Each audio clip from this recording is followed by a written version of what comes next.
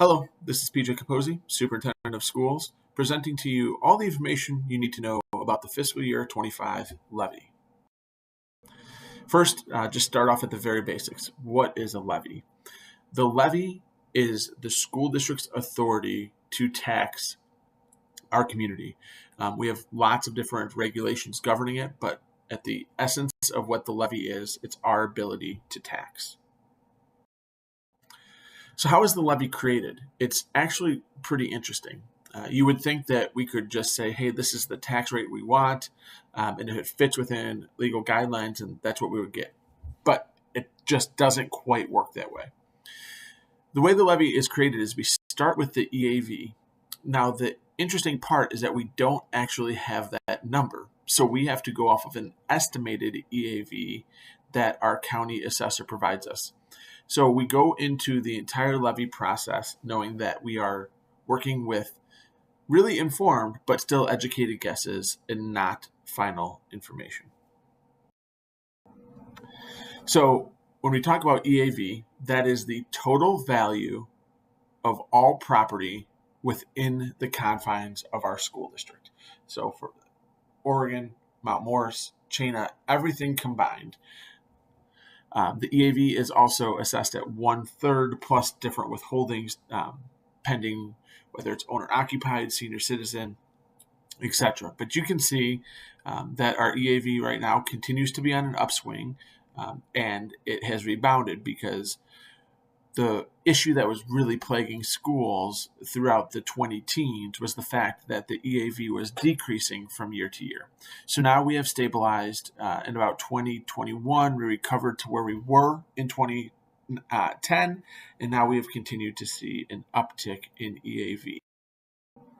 So just to get into the particulars, the EAV from last year, so this is fact, right? This is what it was 258 plus million. The projected EAV, so again, this is an estimate, is 282 million for the coming year.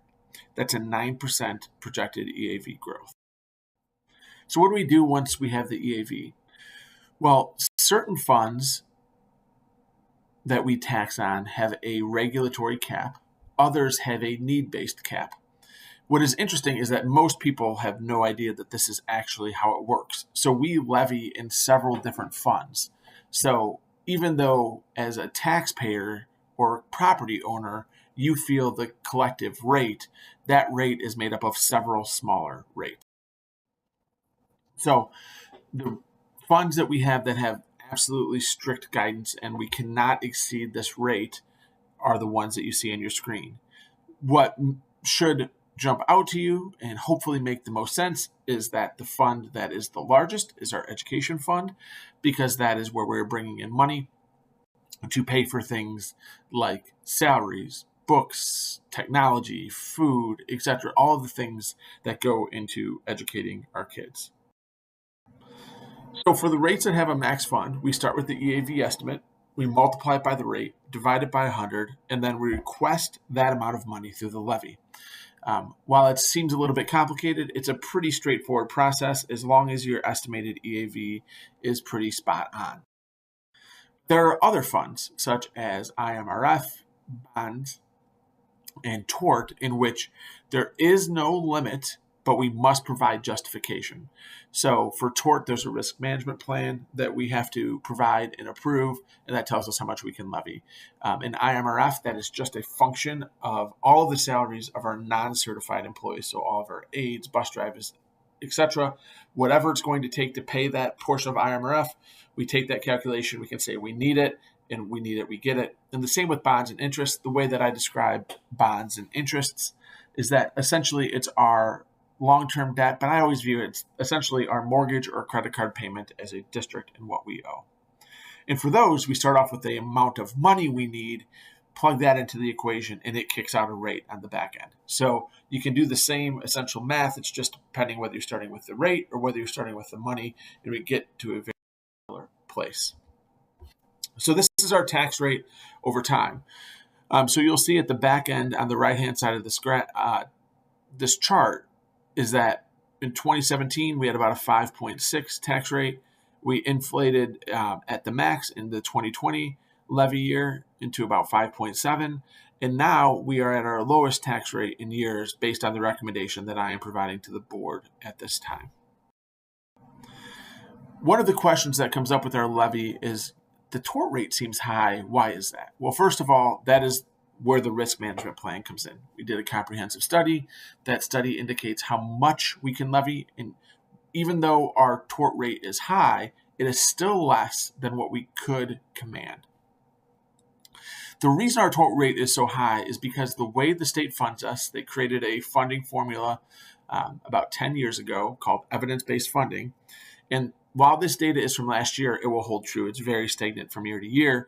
You will see that the amount of money we get per kid is dramatically less than many of our neighboring districts. The exception being Byron, because part of the calculation is based off of the EAV of the community. And as we know, the nuclear plant provides a great deal of EAV to that district. So another visualization of this looks at when we take the state funding plus what we're getting in the education fund plus tort. So we use tort to help pay for a lot of our educational salaries. As a result of almost every person that has a job description in our district, part of their day is spent managing risk. Any time that is spent managing risk can be paid for out of tort.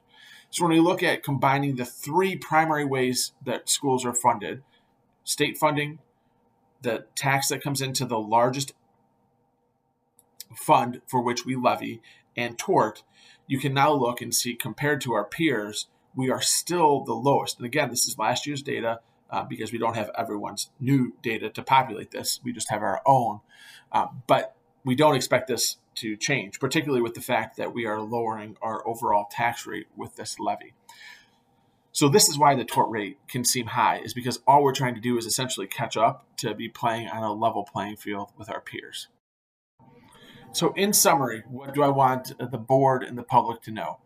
The recommendation that I'm putting forward to the board decreases the overall tax rate from 5.51 to 5.49, again, assuming that the EAV projections are correct. If they're incorrect, it throws off the whole calculation.